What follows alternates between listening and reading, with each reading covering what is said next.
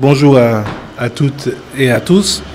Nous avons tenu un conseil des ministres ce jour sous la présidence de son Excellence Roch-Marc Christian Kaboré, président du conseil des ministres. Nous avons, en début de ce conseil, donc entendu les ministres en charge de la sécurité et de la défense qui ont fait le point donc des attaques que la région du San-Matenga a connues durant ces derniers jours, avec notamment les victimes que nous avons eues et qui ont occasionné donc ce deuil national que nous connaissons jusqu'à demain 24 heures.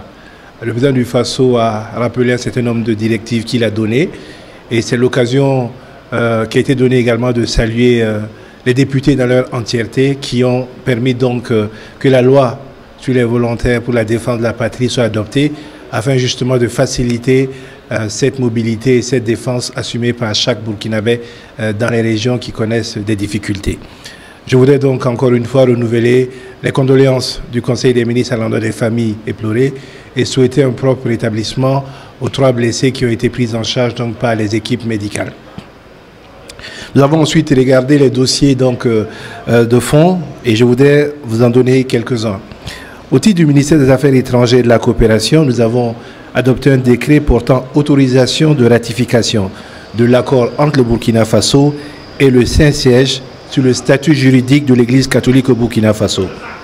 Ce décret poursuit comme objectif global de définir le cadre juridique de l'activité de l'Église catholique et ses rapports avec les autorités nationales. Cet accord permettra donc au Burkina Faso d'assurer un meilleur suivi des activités de l'Église catholique sur le territoire national.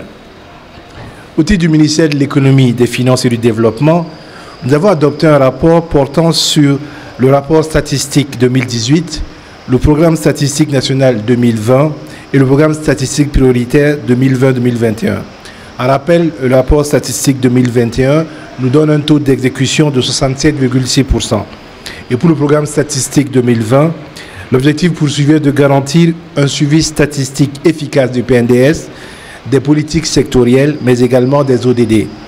À ce niveau, donc, le budget est de 12,5 milliards de francs CFA, donc 70,7% sont déjà des ressources acquises. Au titre du ministère de l'Économie, des Finances et du Développement toujours, nous avons marqué notre accord pour la conclusion d'un contrat par la procédure d'entente directe avec le groupement d'entreprises Thales Biz France SA et l'entreprise Information Concept pour l'acquisition de kits d'enrôlement et pour la mise à jour de la solution informatique pour l'enrôlement. Il s'agit bien sûr donc de l'enrôlement dans le cadre des élections. Le Conseil a également marqué son accord pour confier les autres acquisitions au programme des Nations Unies pour le développement qui gère les ressources du panier commun au regard de son expérience en la matière. Au titre du ministère de l'Agriculture et des Aménagements hydro-agricoles, nous avons adopté un décret portant création, composition, attribution et fonctionnement du comité de coordination et d'orientation de l'initiative du président du Faso. L'initiative est intitulée « Assurer à chaque enfant en âge scolaire au moins un repas équilibré ». Cette initiative du président du Faso est soutenue donc par la FAO. Il faut rappeler que c'est une innovation parce qu'elle établit un lien important entre les cantines scolaires et la production endogène des denrées alimentaires. Elle doit permettre donc de lever les principales contraintes de valorisation des produits locaux pour une bonne alimentation et une bonne nutrition à travers les cantines scolaires et donc faciliter une meilleure performance scolaire des enfants.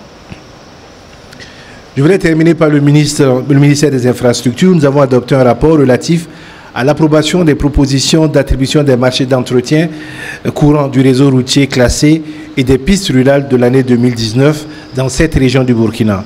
Il s'agit de la boucle du Moun, du centre-est, du centre-ouest, des hauts-bassins, du nord et du plateau central.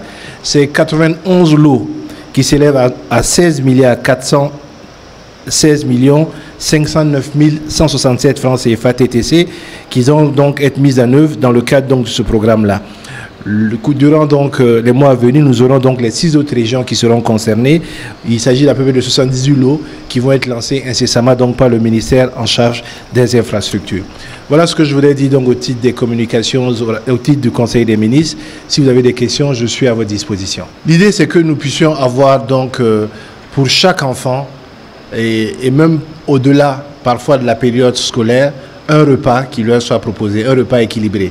et de s'appuyer pour cela sur les cultures locales, donc la production indigène. Il y a les expériences de cantine qui sont mises en œuvre. C'est pour ça d'ailleurs que ce décret est pris pour mettre en place ce comité qui va permettre de coordonner cette action-là afin justement qu'on évite les déperditions de ressources qu'on a connues dans le cadre de l'allocation parfois des ressources aux communes et qui font que certaines cantines ne marchent pas bien et de rendre effectif cet engagement-là. Donc c'est une initiative qui va être lancée incessamment avec un chronogramme très précis qui a été adopté par le Conseil des ministres afin donc de rendre cela possible. Concernant la CENI, effectivement, les ministres en charge des Burkinabés de l'extérieur et le ministre en charge des Affaires étrangères ont présenté donc au Conseil les résultats en cours de l'enrôlement. Il faut savoir que c'est un dossier qui est entre les mains normalement du ministère de l'administration territoriale, mais qui durant ce Conseil-là était donc au niveau donc, de l'Assemblée nationale pour la plénière sur la loi qu'on appelle la loi du quota genre. Donc il n'a pas pu être là. Donc je crois qu'il faut se rappeler un peu du contexte, c'est que le système que nous avons aujourd'hui est un choix qui a été opéré lors du dialogue politique national. Il y a certainement des choses à corriger et les résultats ont été donnés par la CENI.